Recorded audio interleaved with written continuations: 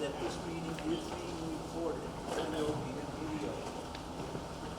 And I would just ask that people not be yelling questions and comments out, okay? We are talking about something we need some input, we'll recognize you for that.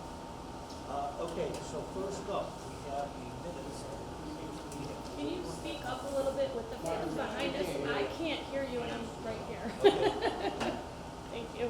Okay, Like yeah. have a fan? We got it, yeah, we got it. I don't think it's that hot here. All right, so what I just said was, we're gonna begin with the first order of business, which is to approve the minutes from the prior meeting. And I just asked the board if they had all had an opportunity to look that over, in which I believe they all said yes, right? Yes. Okay. Any comments or questions, corrections, anything like that? Okay, all right. In that case, I'll be happy to take a motion on that. I move that we accept the minutes from the last Board of Select Board meeting. Wait, there are no minutes, guys. What? Yeah, we, Well, we have, they're just not. are they not in the package? I read through them, but, no. No? Just draft them. Oh, it was just a draft, okay.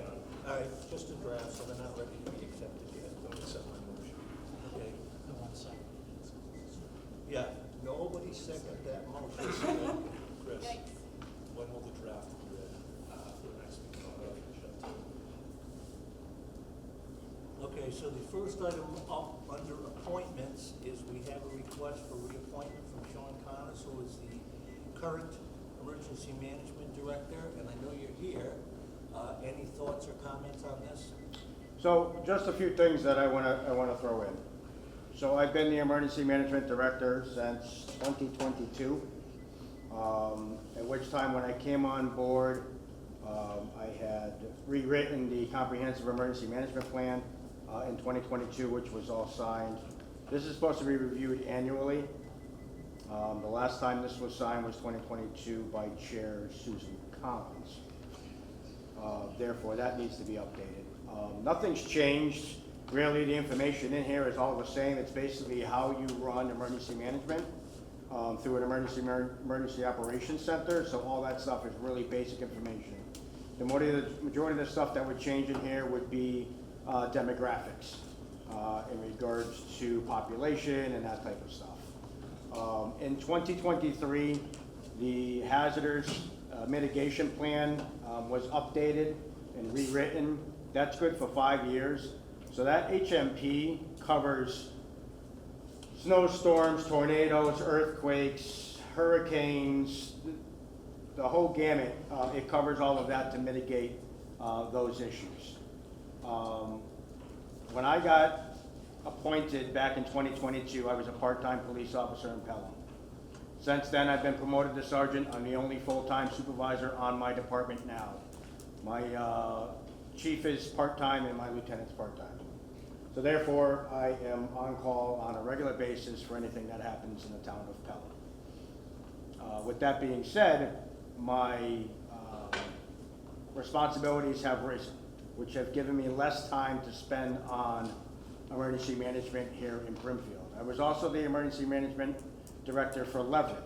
I just resigned recently from Leverett. They're giving it to their fire chief over there. During my time here, I felt that, and I'll be very upfront and honest, I felt that my position as the emergency management director was a check the blocks. It is required for every city and town to have an emergency management director on their books in town. With that being said, I was utilized very little here in town. I know back in 2023, I believe it was, on Christmas Eve, we had a fatal fire, which I did not hear about, except I heard it from MEMA directly. The MEMA director coordinator contacted me, directed me, and asked me if I knew I had a 3-alarm fire in town. I responded to that on the emergency management side. I was also on the volunteer fire department for town. But I went to that scene as emergency management and helped out where I could. There's not much. I get constant emails from people asking to help out, to be on the team for emergency management. My problem is, I don't do anything. There's nothing being done. We don't have any trained people. We pay Triad in Charlton, we pay the town of Charlton $750 a year, and we get nothing from them. I don't know why we continue to pay for that. I did ask Chief Contois, who took over from him, and he kind of said we've been paying it all along, so we just keep paying it. Can you just explain what Triad is? So the Triad, they offer us emergency management. They do different classes, they do different events, and it's based out of Charlton, and I believe it includes Charlton and possibly Sturbridge, and there's like 4 or 5 different towns that are involved in it. They're supposed to offer us, which they do offer us, CERT training, to be able to have volunteers certified in town for an emergency event. But once we get them involved, there's no like training events, there's no things going on to keep them fully engaged, right? So if I end up saying, yes, let's do this, and then I don't talk to them for a year because nothing's going on, they're gonna be like, well, this is dumb. We're like, what am I doing this for, right? So I did try to do a safety meeting, tried to pull in all the heads of departments a while back. I think it was last year I did it. Just to meet quarterly and say, okay, let's see what's going on from all department heads. What's your concerns, emergency management for safety or for anything else like that? I think we had one meeting and it just, I don't know, it didn't go very well. As soon as I bring up, which has been a thorn in my side since I've been here in this town in regards to emergency management, and as soon as I bring up anything about the flea market, it kind of gets shunned to the side. And when I say that, I'm talking about plans, emergency plans for the flea market. With the CEMP and the hazardous mitigation plan, we are all set in town. Zach knows what he's doing in the highway department. The police chief knows what he's doing. The fire chief knows what he's doing for natural disasters. We have a mass casualty at the flea market for some reason because some car drives through it and ends up hitting 20 people because there's no barriers on the sides of the roads. My understanding that it was the MEMA coordinator, Scott Fleabot, who had talked to me and said that he had talked to a few officers in town and a few first responders in town and said, okay, what is your mass casualty plan? And there was none. He wasn't able to be told that there was one. Could be one, but the personnel that they spoke to wasn't able to give him a plan. Hazardous materials, a hazmat issue happens. You get a truck that comes down and it's got chlorine in it, or it's got something like that, and something happens to that vehicle in the middle of that flea market. I don't know. But, so usually anytime I bring up the flea market stuff, and I'm not trying to like, oh, well, we need to do this to the flea market, we need to change this, and we need to change this. We just need to have plans in place if something does happen. And everybody says there's a plan, but nobody knows what that plan is. There's a plan, somebody's got a plan, but it's not written down. It's not on paper saying, hey, this is our casualty collection point if we get a mass casualty at the flea market. I did have one meeting probably about 2 years ago with all field owners, or the ones that were available, and kind of said to them, hey, tell me what your concerns are. What are your concerns? And the question I got asked was, how do I keep my 10 by 10 pop-up tent from flying away in heavy weather? I mean, I'm looking for more bigger stuff than that, like, put some weights on the bottom of it, but I didn't get much out of that meeting either. And I know that there's been concerns about severe weather, and another part of that too, so mass casualty plan, hazmat plan, evacuation plan. There is no evacuation plan in place. It's not in writing. It's gonna be mass chaos. You've got hundreds and hundreds of cars parking in these parking lots, and which direction they're going to. Who's working that? Who's doing the detail to move everybody out? So those are some of the concerns that I have. So with all that being said, I have no objection that if there is somebody in town that is looking to take over emergency management or put in for it, I have no issue stepping down. And I only say that because my plate is so full right now, for me to be able to say, okay, let's have a tabletop exercise, right, where we're doing exercises. I know in Leverett and in Belchertown, I was involved in Belchertown. Belchertown's a huge one. They have a huge event on their commons in Belchertown all the time. They have a plan for their car show, there's a plan. The flea market they have out there is a plan. There's a plan for everything. And I know private property, you've got the Brimfield Winery, which have big events. They have carnivals, they have all that stuff. There's no plan. There's no, like, the police aren't involved, the emergency responders aren't involved, fire is not involved. I'm assuming they go over and they inspect and do whatever they gotta do. But I know when the last carnival happened, I got a call from the police chief. Hey, did you know they were having a carnival? Nope, I had no idea they were having a carnival. Again, it's private property, I get it. But there should be something, if something mass casualty or something happens, there should be a plan in place. And there's just nothing in writing. Or I haven't seen it and I've never been offered it. I've asked and asked and asked for a plan about the flea market since I've been doing this, and nobody's been able to give me anything in writing whatsoever. The last thing I heard was there was, again, different things people say, well, we've had it for 20, 19, 30, 40 years, nothing's happened. Okay, well, that's not a plan, that's luck. We can't come up with a plan when something actually happens. So, again, the flea market has always been a thorn in my side. It's always been one big thing that I've been trying to get involved in and get my teeth into, just to kind of create a plan. And it hasn't worked very well. I've been offered the emergency management plan for the Big E. The Big E is a tier 3 event. I just found out the Brimfield Flea Market's a tier 3 event, which means the amount of people that we have there is up to where the Big E gets a year. There's no plan in place.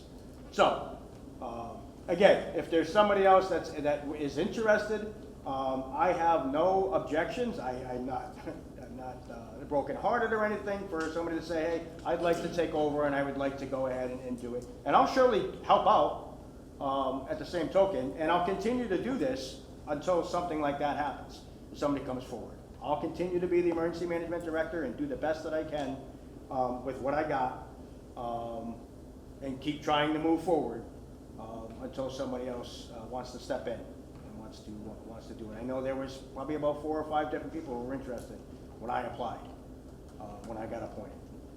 So, I believe in the beginning you said that you were told there was a plan, you've just never seen it. Is that accurate?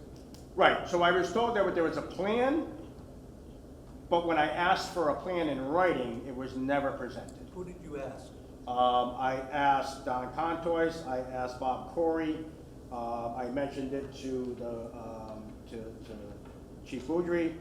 I think I talked to Zach about it, and a few people different on the fire department when I was on the fire department.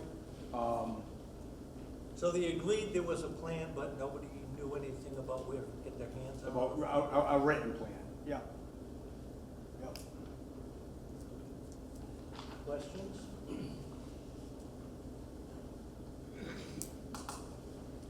No other questions? Go ahead. If they don't have anything. Yeah, go ahead. Sean, thanks for stepping up, and offering what you could when the town needed it.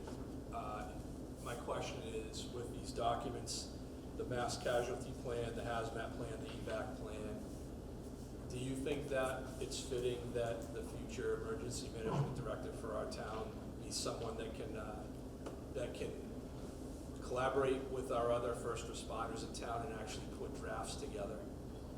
Yeah, 100%. And the big thing is to be able to work directly with MEMA directly. Scott Fleabot is our coordinator, regional coordinator. What's his name again? Scott Fleabot. Oh, yeah. Yeah. He's our regional coordinator out of MEMA. He's out of Agawam, I think, right? Correct. Yeah. Yep.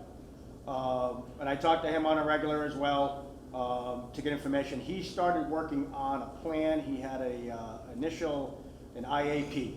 He had an initial action plan, that he sent me, that I had looked over.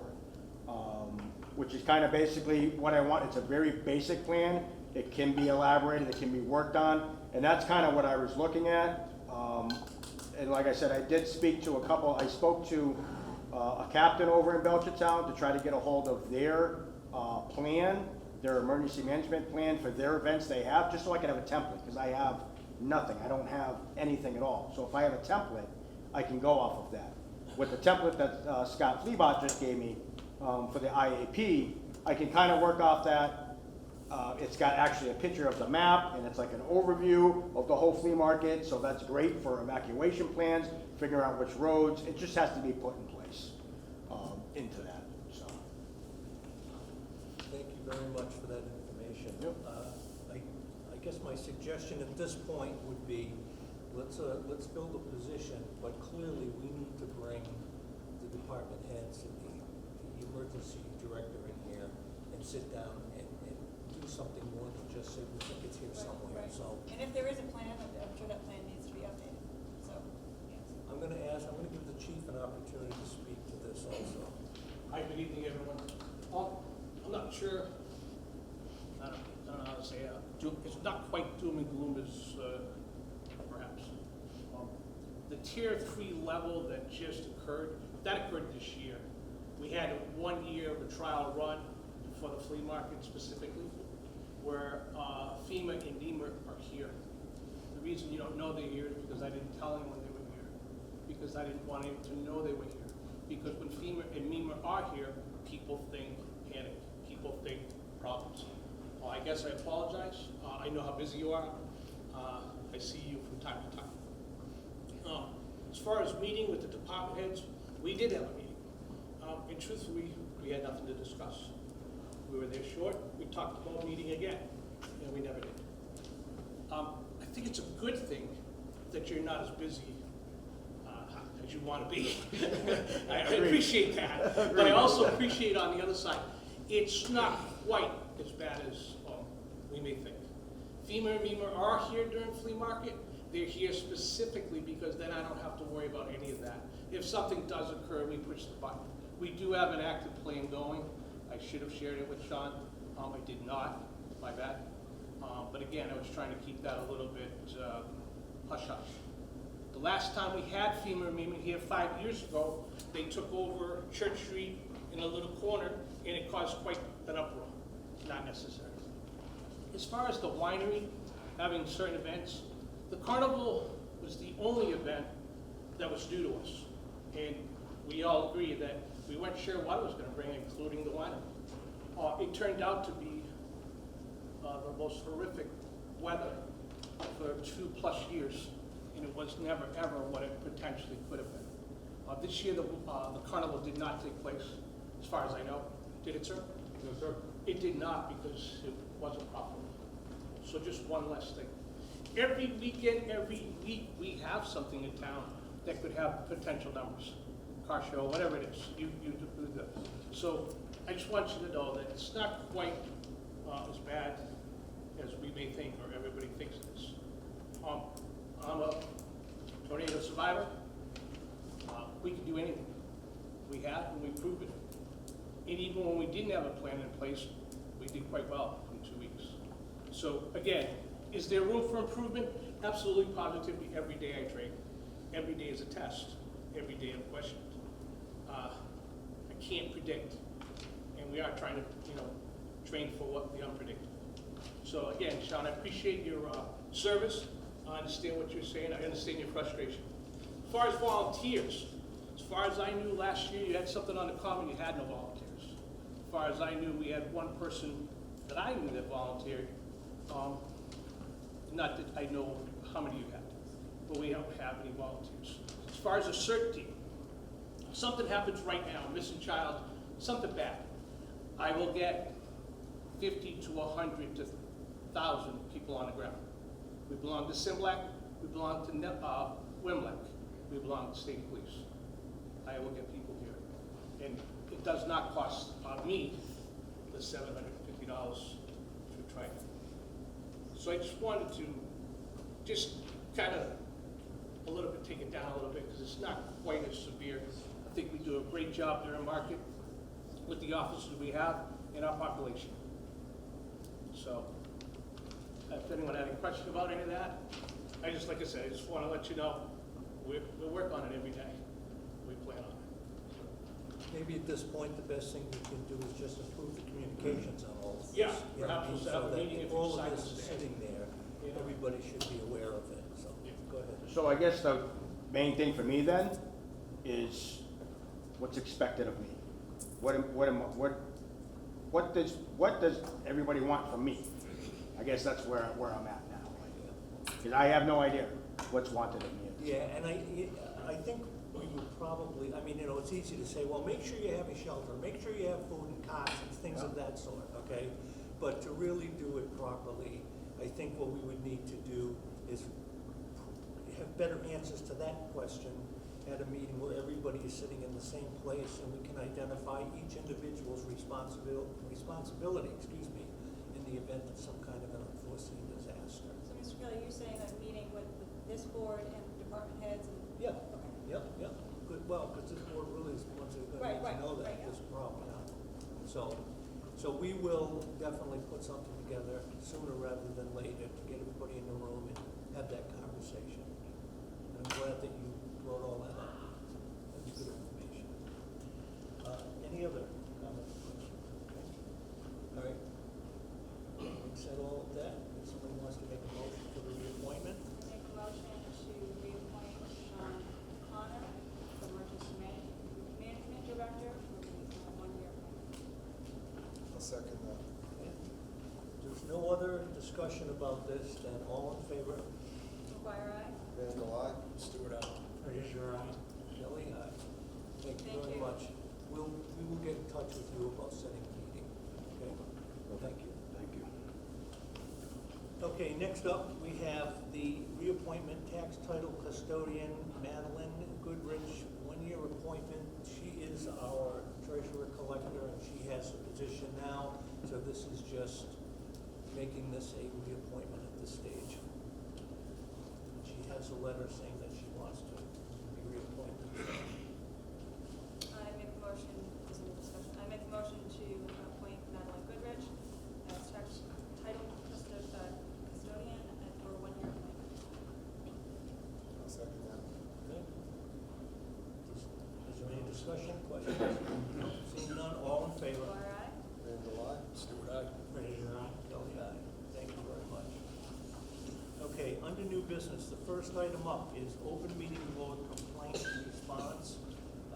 We mentioned at the last meeting that we had an open meeting law violation against a couple of the members of the board here, and we need to respond to that. We actually had like 14 days to do it, which was last Thursday, I think, but we did get a stay from the state, so they gave us an extension, so we are within the legal bounds of when we have to respond to this. So we had Chris write something up, and basically what it says is that we acknowledge that the information in the complaint appears that it's all factually accurate, so. Thoughts, comments? No? So if somebody wants to make that and approve that response, I'd like to make a statement for that. okay, you have the floor. The 2 words that in the letter that says largely accurate, I don't believe that's the case. I think the letter contains several factual inconsistencies. Okay, you want to point those out so we, Where's the letter?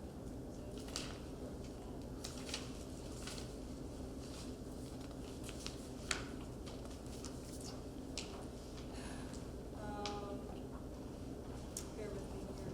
take it back. Wanted to.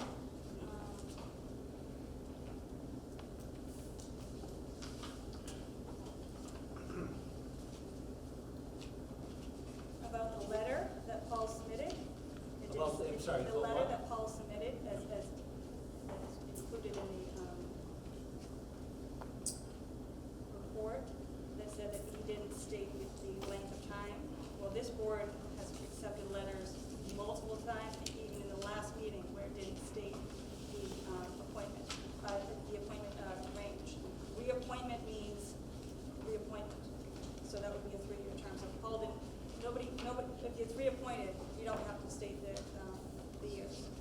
that's one inaccuracy.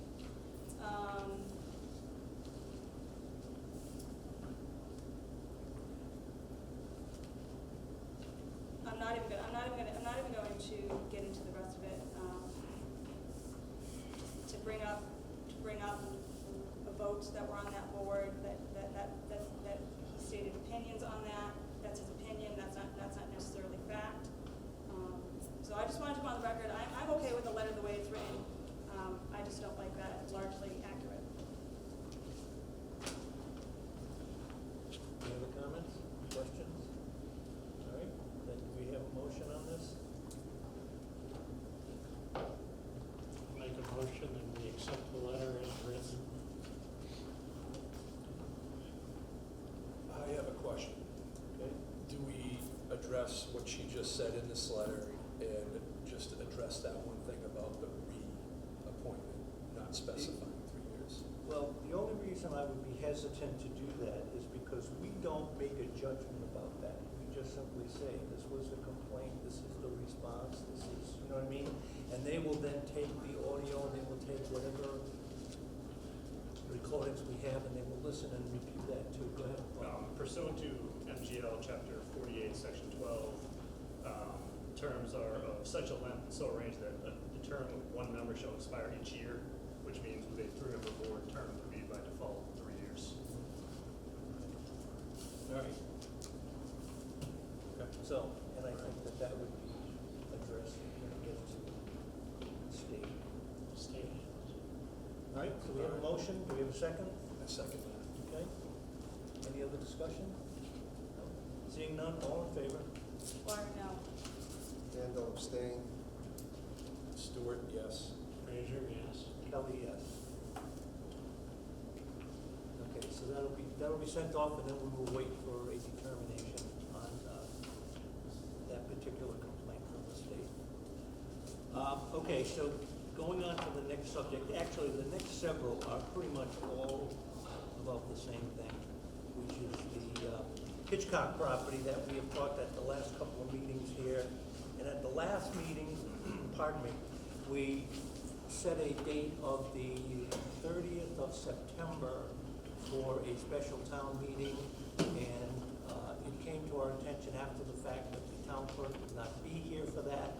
So we are moving, or I'm requesting that the board move up the date from the 30th to the 23rd with an eye towards if it's something that the town wants to do. We want to try to be fair to the people selling that property so that they can have an answer sooner rather than later. So that is one of the items on here, so we can take a look at that one first, and then we can go back and talk about the others. So just a week earlier, is that what you're saying? Yeah.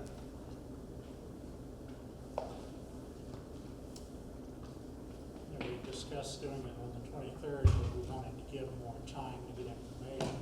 Yeah, that was one of the reasons that we had said the 30th, what might make sense.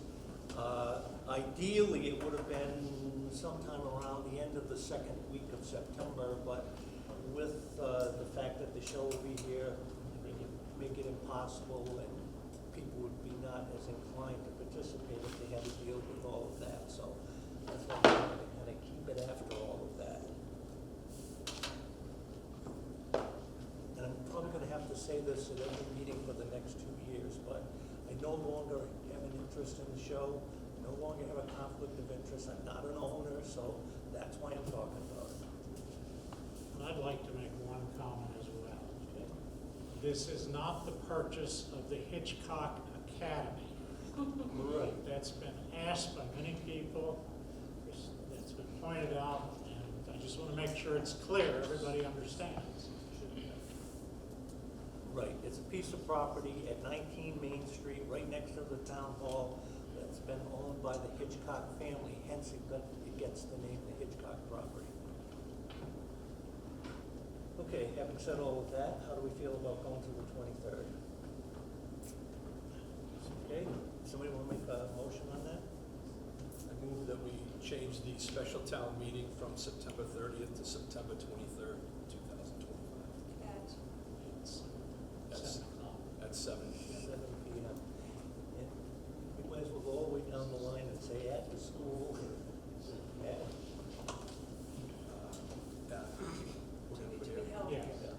Brimfield Elementary School. We had what we thought would be a brilliant idea on that for people who hadn't seen the property and hadn't had an opportunity to look at it and see what we were talking about. And we talked about, well, I talked about it with Bill Cantel actually, because we walked through there together. And I said we should put one of the big tents right on the property there, because there's more than enough land to do that, so that people could, in advance of the meeting, go take a walk through the house, take a look at it, any questions they might have. And all of that seemed like a brilliant plan until I realized we were talking about doing it at the end of September, in which case it was gonna get dark around 6:45, so we said, yeah, we're not gonna be able to do that. So it will be here, just like the last several meetings, right? 7 o'clock, school, 23rd of September. I'll second Mr. Stewart's Okay. motion. Any other comments or discussion? All right. Hearing and seeing none, all in favor? McGuire, aye? Randall, I. Stewart, aye. Fraser, aye. Kelly, aye. Thank you. Now, going back up to the list of several items here for this, discussion of offer amount for 19 Main Street, the Hitchcock property. They have a selling price that's on the property, which is $550,000. And I'm sure, being a municipality, we would have to, before we did this, we would have to get some kind of a professional evaluation and appraisal of the house to see what in fact the property was worth before we make some kind of an offer.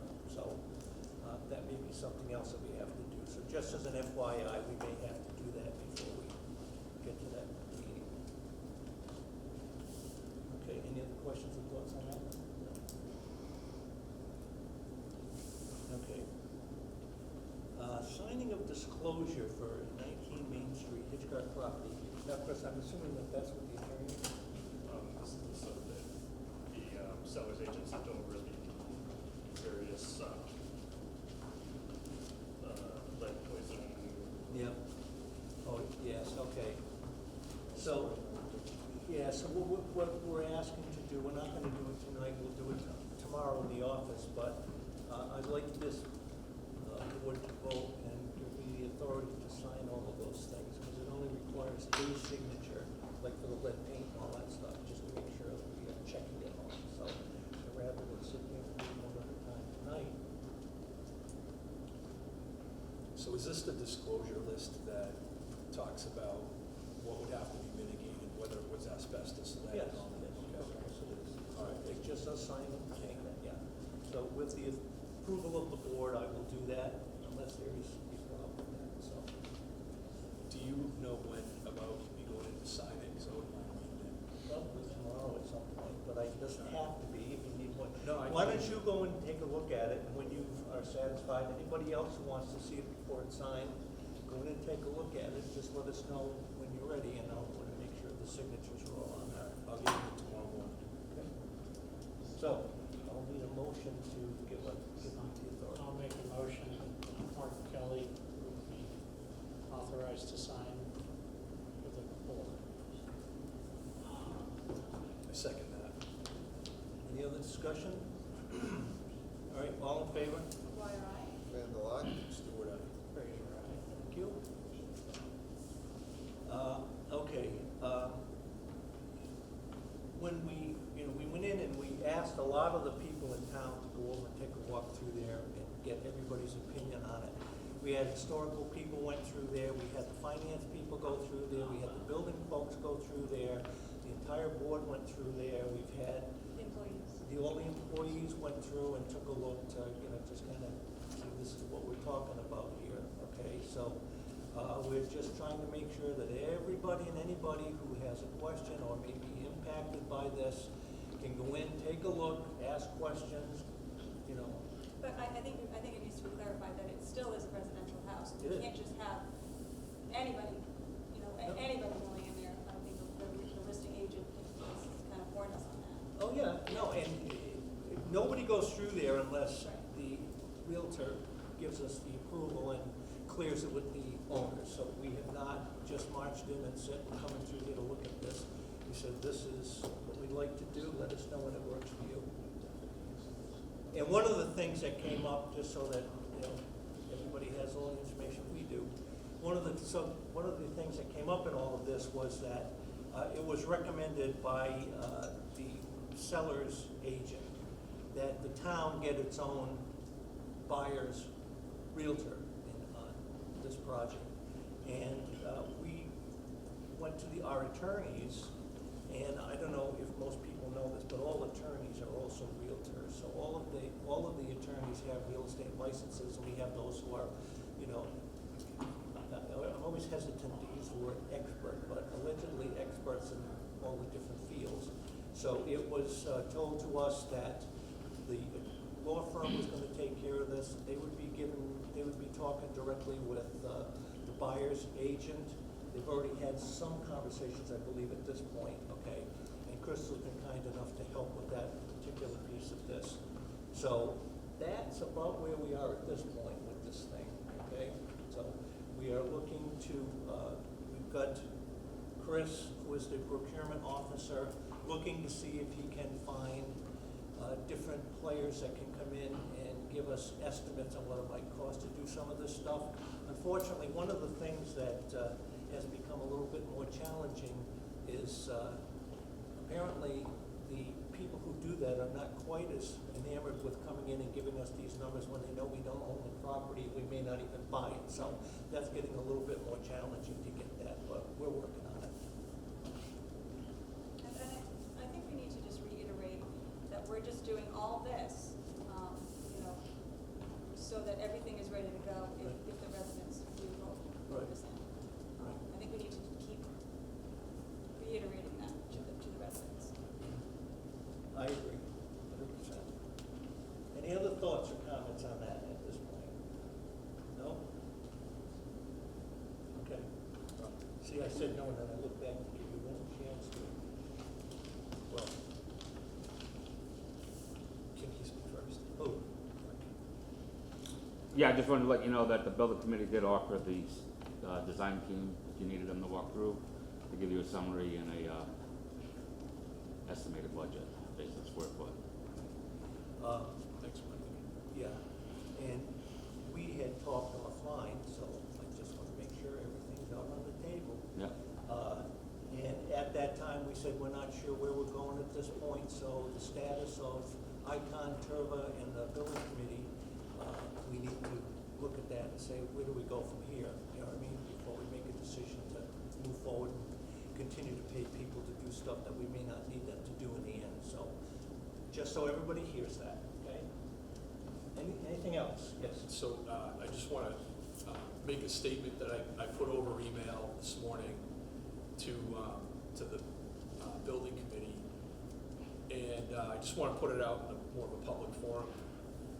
So they did a great job. The building committee worked harder than I've, it's pretty impressive watching the way they worked and how they were able to put together an option for this town that was well put together and was going to last, a town hall that would be built for the next 100 years, similar to the residents that were here in 1878, like they did for us.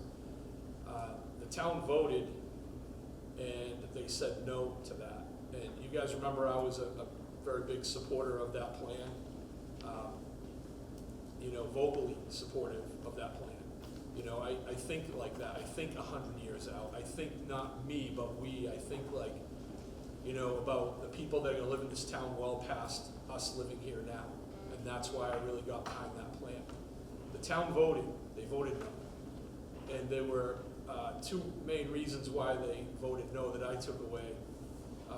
One was it's gonna cost, right? So taxes are gonna go up. And they're not amicable to doing that. And the other one was that they didn't want one course of action, one option placed in front of them to vote on. They wanted multiple. So in the meantime, it appears to me that's happened is the building committee has moved forward on creating options. Right there, you guys have been doing a great job with, you heard that part, create options. Meanwhile, I'm hearing we need the money, the cost is going to be pretty significant. So this isn't going to be a raise the taxes event. The bottom line is that this town needs to get the town employees out of the annex. If you've never been through the annex, go through there and determine if you wanna work there, right? So you're talking airflow, you're talking weight on the floors, you can't put file cabinets in certain places. So they've made a good position for themselves to get out of that annex, and we have to answer for that. So here we are, right? We have this immediate opportunity in front of us that has to happen reasonably fast, but we're not gonna run into, failure either. We're gonna do some homework as best we can. We're gonna gather our facts. We're gonna stay away from different biases that people may have according to whatever plan they're attached to as well.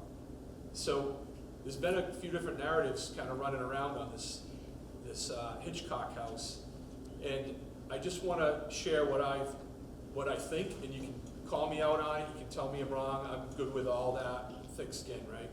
So, and I'm good with it. And I know there are multiple options that are out there, but there are different reasons why I personally am not for the different multiple options out there. But my first criteria, I go to cost, and then I'm looking at, does it fit the face of our town, right? Brimfield's a pretty special place. It has to fit our town.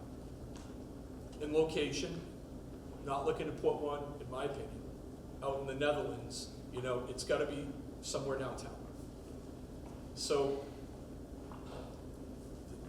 in basic terms, it's like this. That house is in far better shape than the annex. And we have this opportunity to take $550,000 of our money, and we can do something with it. We can put it into the annex, we can put it into the town hall, or we can buy the Hitchcock. If you put $550,000 into the annex, it's still going to result in a far inferior building than the Hitchcock house. If you put $550 into the town hall, we're still not going to be able to get there to open it.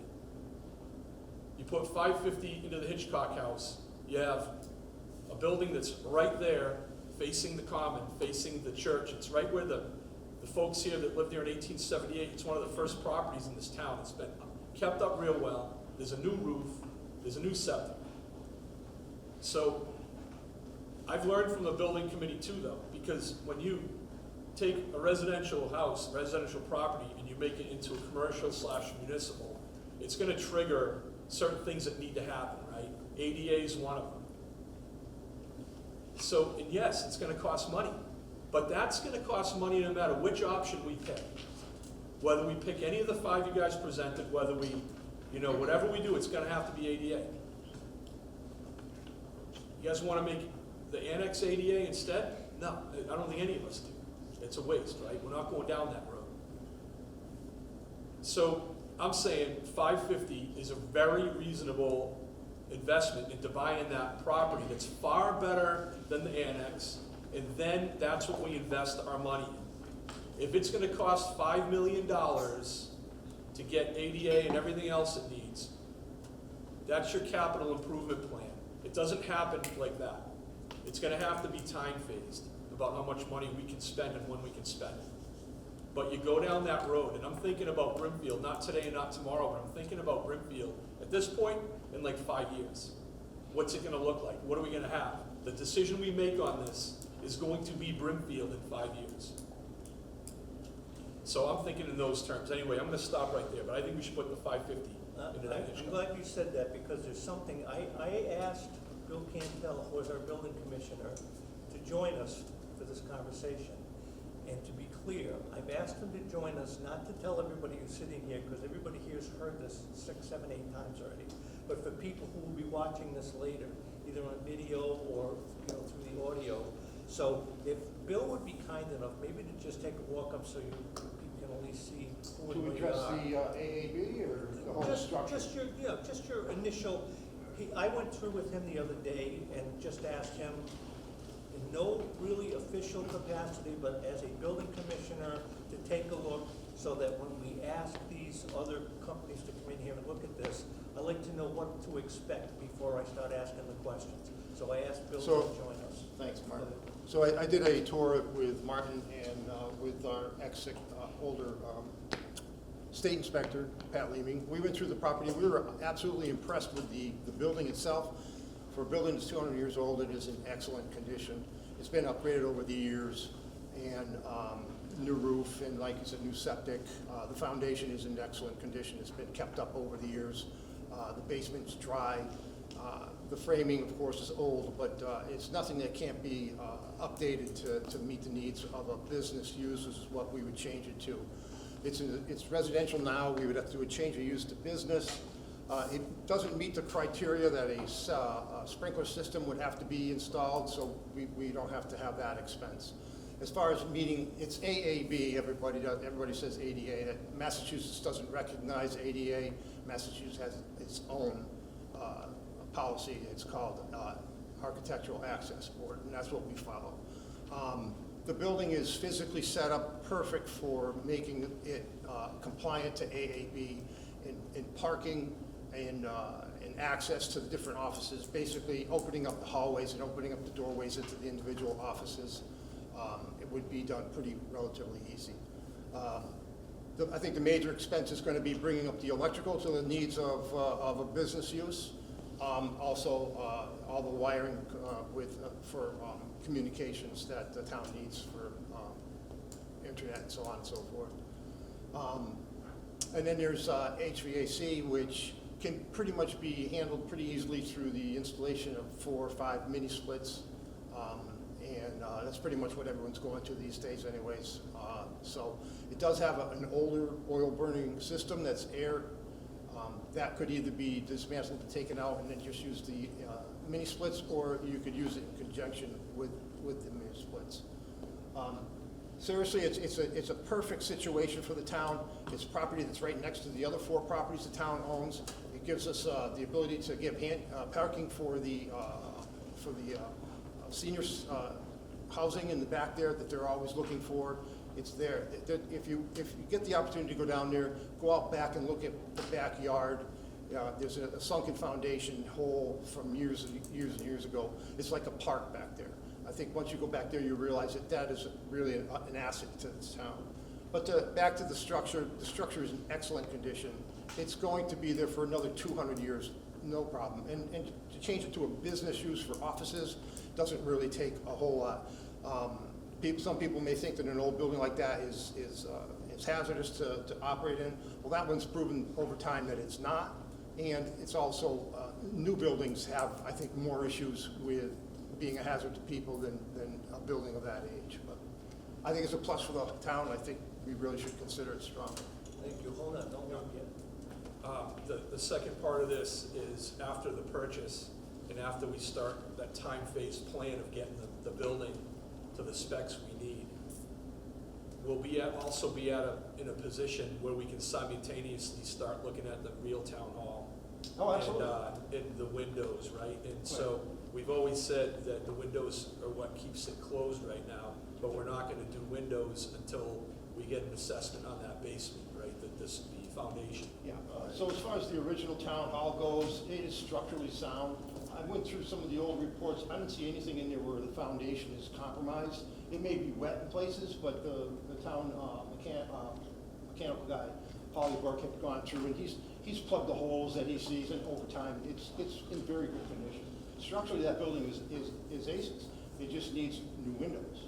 Once windows are replaced, that building is back open for public meetings. And one of the things we said when we were looking at that building, because we're talking about, whatever you decide to do, whether it's building something new, whether it's buying this particular property, whatever the decision is that the town makes, we just have to make sure that we take care of that building. And right now, one of the things that we looked at the other day, because when we were done looking at the Hitchcock house, we went into the town hall and we actually walked around and looked at specifically at the foundation. Because as we talked about this, we said, I'm not going to do windows and I'm not going to do this other stuff until we know that the foundation is solid, because I don't want to put all new windows in and then have something go bad because the foundation was bad. And the early take on it, and again, this is just the early, this is what we see, what we want professionals to come in and tell us, this is what you get in the end. But I would expect that we are going to be in, from all we could tell, it looks like we'll be in good shape with the foundation in the town hall, which means that we can move more quickly to doing the windows. Was the foundation mentioned in the May 2023 structural engineering report? Do you know? I don't have to review it. Yeah, But I don't think that there was any Because issues. it was done, right? I mean, Yeah. The requirements with the town hall were to waterproof the foundation. Yeah. You have to paint off the brick so it stops holding moisture. that was their Yeah. recommendation. So That it's was not. that was the engineer's We don't report. have a failing foundation that we have to lift up the building and we need a foundation. And it was structurally supported, I don't know, 15 years ago in the attic space. Right. Every day I sit in that office, I look out at that building. The peak and everything in it is straight and true. Yeah. And it needs paint. It needs paint badly. Yeah, it does. But and windows. But those two things are done, and that place will be reopened for public meetings. Yeah. But Okay. it's not really conducive to many offices unless we do something to access the second floor. And the same thing with the annex. I got a decision from the AAB board stating that we're not required to give access to the second floor of the annex because of the limited occupancy and limited use to open to the public. And that could be something that we could look at in the Hitchcock, if the town goes forward. We could make the first floor right away accessible pretty easily, and then through an elevator, and it's also very physically set up well for an elevator in the back, Yeah. right near what we talked about. Yeah, and one of the things that had been talked about quite a bit was the issue of it being a historical building and having a value to the town as such. And we said we are not going to immediately, or at least, the early thoughts are, we weren't going to immediately say, we're taking over the whole building, we're going to move everybody in here.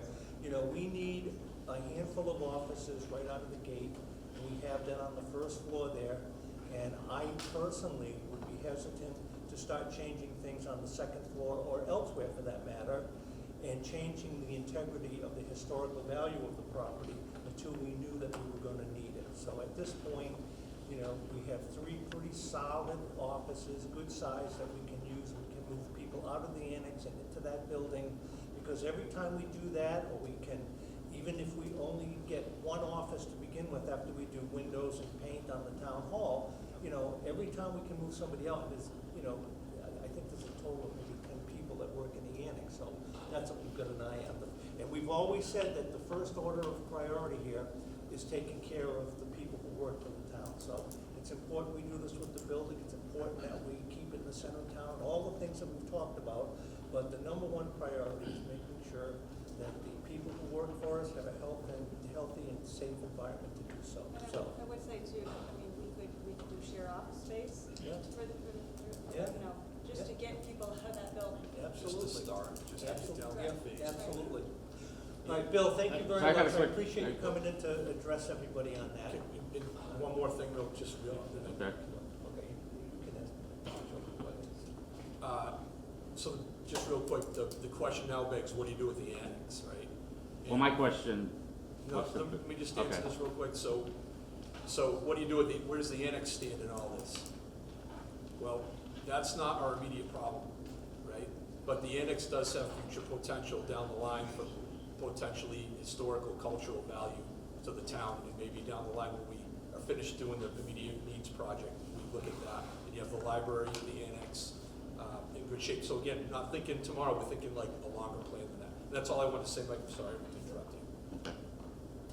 Mr. so my quick question to Bill was reclassifying the building to an office space. Doesn't that trigger all the code upgrades for the building, including energy? Yeah, well, not every single thing, but like I said, it wouldn't trigger any sprinkler system. No, not But sprinkler, everything but, else, yes, would have to be, you go through code review, we'd have to have You have to go- an engineer come in and spell out everything that has to be addressed. correct, because I doubt those floors are 50-pound load rated right now. What's that? Those floors aren't meeting 50-pound load ratings right now. Probably not, but that's not something that can't be addressed. Correct, it all could be addressed, but it has to meet the current in today's codes, energy and building. Yeah. And that's why we will be bringing professional people in to give us that information. Again, I'm not trying to put Bill on the spot here. He did, It would be a code review by a licensed engineer. Yep, yeah, he was kind enough to say, I'll just give you my early take on this building, so for that, we thank you. Okay, thank you very much, everyone, for that information, appreciate it. Next up, we have the special town meeting warrant articles, and I would say at this stage of the game that. What's the deadline for that, Chris? I know it's 14 days in advance of the meeting, so early September, right? I mean, ideally, we get like sent to town council so that Yeah. it can be reviewed, so that the final warrant can be signed at the next meeting. All right. So we get it, but, I mean, there's some play there. Okay. So why don't we do that? Why don't you send what you have to the town council? And then once we get their take on all of this, we can at that point decide. You know, we may decide at that stage of the game that we're not putting something on that we thought we were, but at least we'll have an idea. You know. Okay. Next up, acknowledgement of failure to give town right of first refusal on a couple of pieces of land that are in chapter 61. And for anybody who doesn't know how that works is, chapter 61 is a tax relief program for property that is dedicated for things like forest, agriculture, and recreation. And in the end, you end up spending like pennies on the dollar for it, which is fine. I mean, it's a preservation.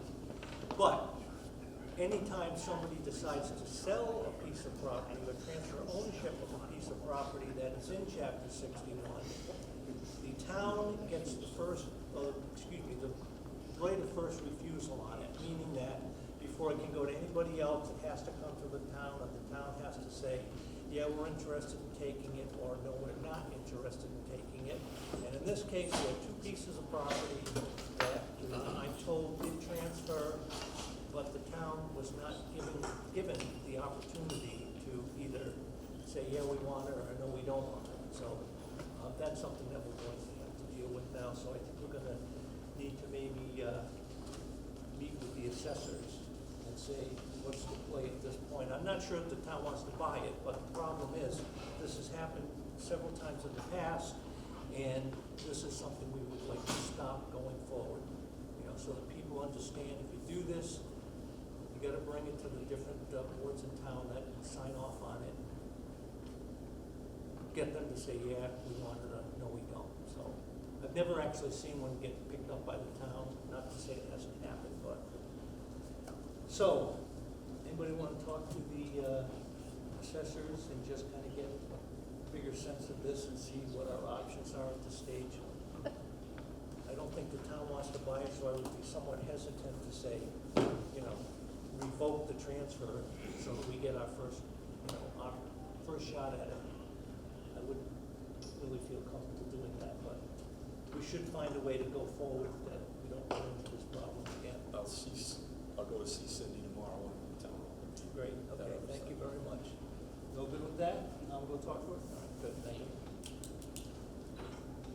Okay, next up is the status of the building committee, which I think we just covered as we talked about this other thing earlier. And I think what we had talked about was all of that just being on hold until we get a decision on the Hitchcock house, because everything, I don't want to be paying for stuff that we end up not being able to use at the end. So if somebody wants to just say put those two organizations on hold until after the special town meeting, then we can revisit that and decide what, if anything, we do at that stage of the game. And before we do, you guys all, the building committee? Yes. Well, you get what we're talking about, right? It's just that, we appreciate everything you do. We need to get synchronized on a few things, and there are a few questions that are coming up that the town's gonna vote on. We don't want you spinning your wheels for nothing, right? So once the town votes, we'll have a better idea of how to mission you guys out and what to really sink your efforts into. Otherwise, you're gonna have meetings and we're gonna be spinning our wheels over nothing until we figure this out, right? So that's all we're saying.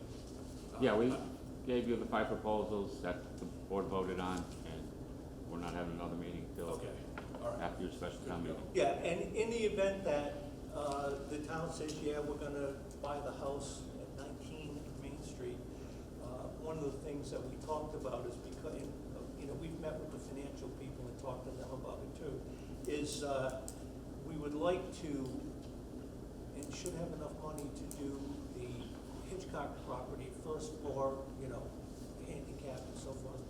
And maybe do the windows and get a coat of paint on the building next door, and maybe go from there and decide, okay, once we do this, what do we have as viable workspace in that building? And that might be something down the road that, you know, we draft the building committee to come in and start taking a much closer look at that for us. So, right? Okay.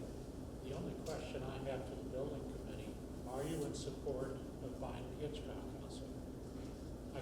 You put 5 proposals out, Yep. but really nothing inclusive on that. We didn't have to include the Hitchcock because Why? you guys are already proposing that, but Correct. we heard people say they wanted options. They wanted to be part of choosing, you know, like last time when we had a special time meeting, there was only one option for them. Yeah. Which was, you know, had a very high price tag, so of course they said no. But some people said they don't want to vote on anything if it didn't have a senior center. If you didn't have what? If it didn't include a senior center, you know, and some said we don't want to do anything unless it include addressing the annex. So. Well, you know what, it's one of these things where the truth of the matter is you can't do everything all at the same time. And the first order of business, I think, as we had talked, board members had talked, and that is to try to get people, as many as possible, as early as possible, into a facility other than the annex. And this is the best way and the fastest way to do that. So what follows on that, those will all be things that we have to address down the road. Hey, you know what, we may have a lot more to be worried about if if we take this to the town meeting and they say, no, we don't want to do this either, then I'm not sure what the next move would be. Well, that's why we proposed the 5 options. You guys can say no, yes, 2, 3, or 4. That's all your choice. The 5 options, like at first I didn't understand your 5 options because in my head it violated the feedback we got about cost. They're expensive. Yeah. But then, after talking to a few of you, I grew to realize what you really wanted to do, and that was to provide some options, which you're right on the money with, I think, Yeah. right? I also think there's as much ambiguity within those options as there potentially is of the Hitchcock house. There's a lot of questions that we all have, and there's not necessarily a way to predict everything down to the the nit wire there as far as the details that we would love to have, but you mitigate some risk, I look at it like this, when I was 18 years old and I put my right hand up and I was swearing in to serve my country, I would have loved to have known, tell me what the next 32 years are gonna be like, tell me all of it, but there was no way of knowing, right? So there has to be some risk that Right, you're taking with that. And I look at your 5 options, they're options, right? And the Hitchcock house is an option, and the price tag is that lower cost option. I think all of them, we gotta settle down, all of us, I'm saying, as a community, and understand that there's a time-phased operation here when it comes to the money, right? Think about how that, think about the importance of the capital improvement plan. Whatever option the town picks, we better get our act together on the capital improvement plan of what we're gonna look like for the next 10 years with what we own. And I think we can all do that together. But as a town, we should know what we're getting into that Hitchcock house and what it's gonna cost this town. Sure thing. And like I said, there's as much ambiguity. We know more about the Hitchcock house than we know about those 5 courses of action you guys presented. There's ambiguity on both ends. Yeah. So it's a matter of the town picking one of now the 6 options that we have on the table, the 5 you guys presented, and then the Hitchcock, and taking our chances on one of them. And when I say taking our chances, I'm not saying we should be making a decision when we take the chances, but I'm saying that there's ambiguity. You can't predict the future. You can't predict the cost of goods going up. There's a lot there. This is a very complex thing that our town needs to solve. And what I do like about it is we're listening and we're getting more collaborative. I didn't see that, in what, last May or whatever, was it May? had the town meeting about your course of action, or this, Yeah, I think, May, whatever. June. But I'm seeing more more collaborative approach, which I really like. There's more people speaking in about this, more people sharing their thoughts. The more you share your thoughts, the more it's dialing me personally into looking into this more. And I think our board as well. But we're doing okay, I think, and September 23rd. I can speak for myself and not from the committee, but I would like to know what that Hitchcock Academy is gonna cover. Not What academy. what gap, not academy, the house. Yeah. What's it gonna get us? What's the gap? What are we not getting? Where's that gonna go? Those are the answers that we can answer now. Okay, so you're talking about the number of offices that it provides us? Correct. Okay. In collection with the town hall next door, and it's a simultaneous project, we have the money to improve both. Time phased again, not all at once, but at least to get us started and get people out of the annex. Yeah, but time phase, how much, like I said before, That's doing what a you code guys will be upgrade, working on. Once doing a the town code upgrade votes. to a building, that's gonna require all the codes. Yeah, So that can't be time phased to get into a building. You can't get occupancy on, I'm only doing the first floor, but I'm not gonna fix this. Right. Because this is part of the next phase. Is the building code gonna allow us to do that? We'll know that once we get those folks through there, they can tell us. for Chris, sure. we're working on identifying the right professionals to go through and look at all that. So hopefully before September 23rd, we'll have. Well, hiring those answers. contractors to go through it is not hiring professionals to give you a complete overview. My personal opinion. Yeah, and it's not a bad thing to get our own internal look at it, but we also need to, for the residents, I think we all think, you guys correct me if I'm wrong here, but I think we need to get some independent eyes to look at that Hitchcock, right? And give us. Well, that's one of the reasons we're doing that. I told you earlier on that the reason I had Bill go through there was to just get an unofficial, this is what he does.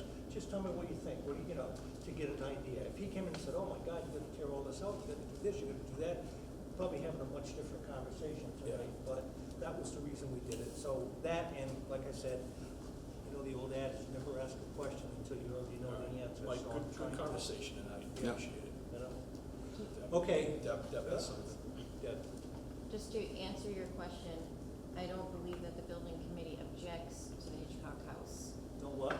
They We don't object to the Hitchcock house. Just want more answers. We just wanted to provide more options. Yeah, That's all. That's Well understood. And it's just, the options you provided are very expensive. And the atmosphere at that meeting was horrible. I know. You were there, Yep. I was up there, we got eaten alive. They don't want to spend that much money. What we spent on engineering and studies, we could buy the Hitchcock. So we've already thrown that money down the toilet, as far as I'm concerned, Yeah. you know? But I had one question, what Marty just reiterated what Bill said, is that, there's nothing really wrong with the town hall, it just needs new windows. If that's true, then why was it necessary to move the employees out of there 25 years ago? Because 25 years ago, there were other issues that don't exist today. I think Bill was here, he said that they had gone up and done stuff up in the attic with joists and so forth, so supports up there, which have been reinforced.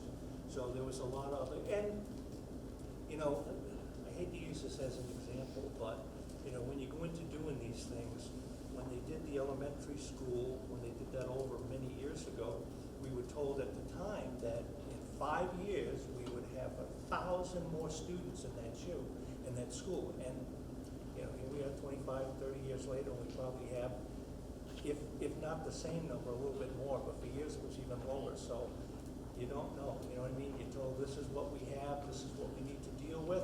And again, all in good, all in the interest of the people who work there. We weren't gonna have people going into a building that we thought was potentially gonna fall down, you know what I'm saying? So that was the big deal, but unfortunately, that went the way it did several times now, so. Well, thank you, that explains Okay. a lot. I didn't Yeah, no, that's know okay. that those pieces had been fixed. No worries, Yeah. no worries. They had spent a lot of time Yeah. in structural support. Yeah, so there was a lot of work that was done. Okay, I'm gonna move that question now, because we have a couple of other things we need to get at. And one is to approve the Fortinet invoice. Chris, share that with the board. So Fortinet is this was part of the IT budget that was approved back in March, but just, now we have the invoice, and since it's a $5,000 invoice for a 3-year renewal, this is currently, has been lapsed since August-ish, and the school has been doing it, they don't want me.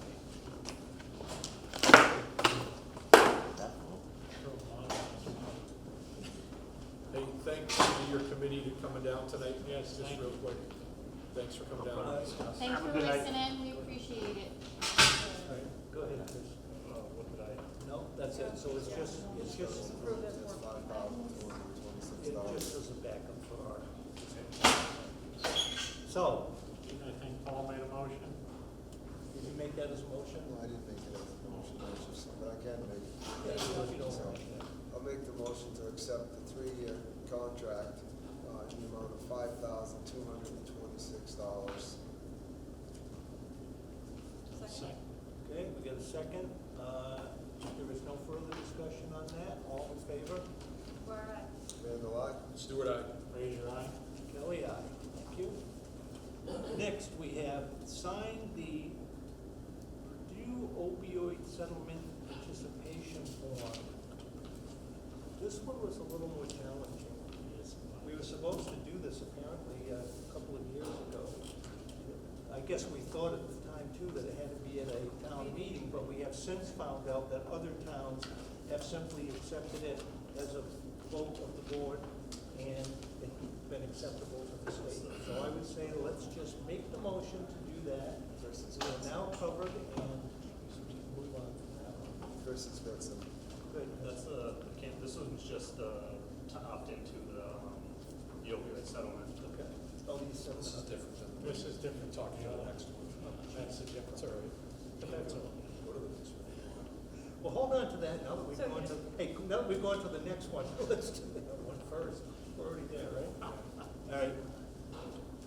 Everybody okay with that? You're just, we're talking about the signing of the opiate settlement, right? No, the adopt, Well, everything Marty just said applies to the adopt host community. Right. basement. All right, so let's talk Yeah, about yeah, that. yeah. I had the wrong item, right argument, wrong item, okay, so, all right, Right, so, okay. so for that, okay, so, does somebody want to make a motion that we accept that? Can we just talk, just real quick, just Yeah, so I go understand, ahead. what is this thing? Because I read through it, just in layman's terms. Chris has been doing a lot of research on this one. Basically, this is, the Cannabis Commission requires you to have this if you have host community agreements, which we do, or something to this effect. But this is the exact template that they want you to use. It really just says that for people applying for a host community agreement, you What kind of agreement? host community agreement. Host for what? For marijuana facilities, whether growing dispensaries. Yeah, we have a dispensary that grows stuff down on Holland Road. Because we already have those, Right. those. They're already here, we're not Okay, exempting all right. anything else, we're just agreeing that we will have this policy. If we don't have it, they can fine us. Right. So, Yeah, understood. Thank you for the Thank explanation. you, Chris, okay? All right. So did, Crystal started to. Did I? I make a motion to adopt the host community municipality policy. And now, is this just, we're adopting it, but it's not for a number of years, and we gotta redo it in 2 years, or how's that work? I think they're making it up as they go, to be honest with you. That's Yes, kind I of, think no, so. it is, No, I'm not it's- trying to be wise about that, I think That's what I was it's been changing constantly. It took me Yeah. 2 weeks to get a straight answer, Yeah. and I got a better answer from the Mass Municipal Association, does webinars about legal updates, and someone from KB Law just in 10 minutes gave what it took me 2 weeks to get. KP Law, The formerly complimented page. yes, I know who it is, Yeah. why were we talking to them? We weren't, but they do the MMA Okay, conferences. all right. So, and then we just have to put this on our website, correct? Yes. All right, but it does say, in addition, a host community shall submit its equity plan and any other documentation of its compliance. So do we have a new out here? No, that is a work in progress. We did not have that either. But this, we've gotten written notice from them that, Get your act straight. yeah, All right. that Okay. they This have is the not- one that rails our cage. Understood. Got it. Yep. So we have a motion. Yes, sir. Do we have a second? I'll second it. All right. If there is no other discussion for that, all in favor? McGuire, aye. Vandal, aye. Stewart, aye. Fraser, aye. Kelly, aye. Thank you. Now, let's go back and do the opioid, what is it? Settlement. Settlement, just a signing, that's just a sign, right? Okay. Oh, do we have to make a motion for that? I make a motion, to sign the opioid settlement participation. I'll second that.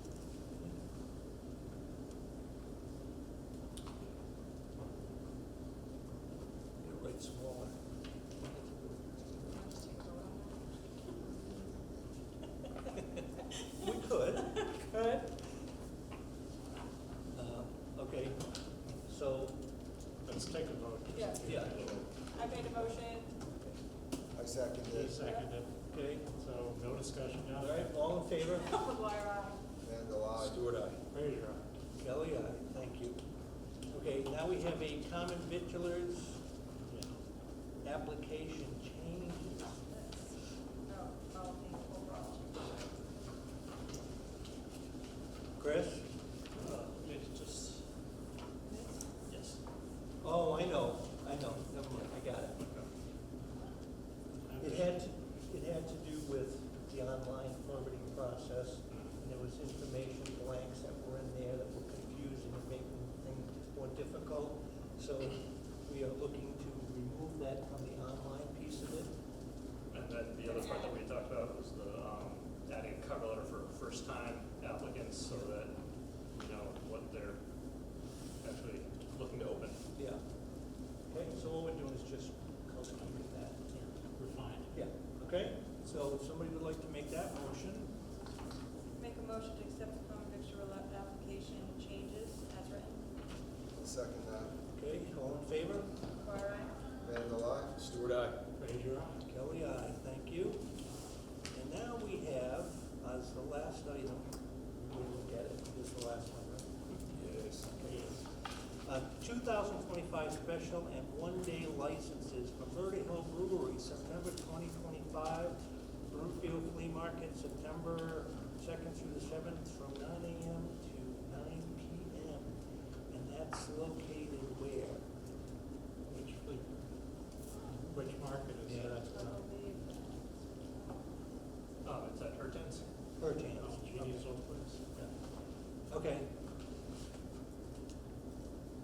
I make a motion to accept the one-day license for Murray Hill Brewery from September 2025.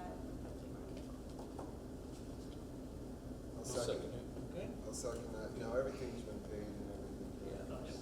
Yeah, and just for the folks who haven't been on the board, or have been on just briefly, when we get these licenses, everything, but make sure the taxes are paid, make sure the licenses are paid, and the information, and all the rest of that, when it comes to us, all of that has been received, and we have it in the office, so we, you're certainly welcome, if you see that on the agenda, you want to go in and take a look at it, see what it is, by all means, and after the fact, you can take a look at it, but when it gets to us here at these meetings, it's just, we have what we need, everything is fine, so we just vote it. Okay. Okay? Used to be a problem.